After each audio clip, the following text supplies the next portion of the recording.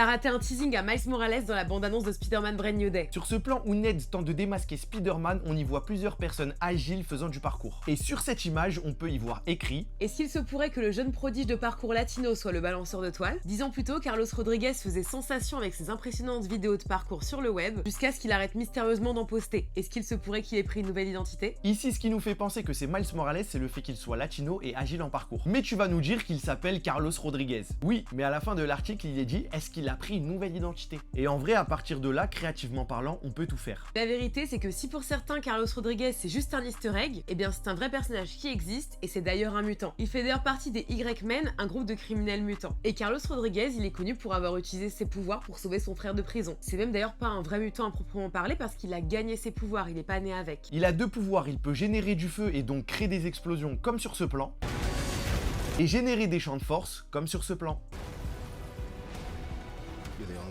Coïncidence? Moi je pense pas. D'ailleurs, il me semble que dans Brand New Day, il y a même une évasion d'une prison. Carlos Rodriguez serait-il alors le grand méchant du film? Dis-nous ce que t'en penses en commentaire et en attendant, oublie pas de liker et t'abonner.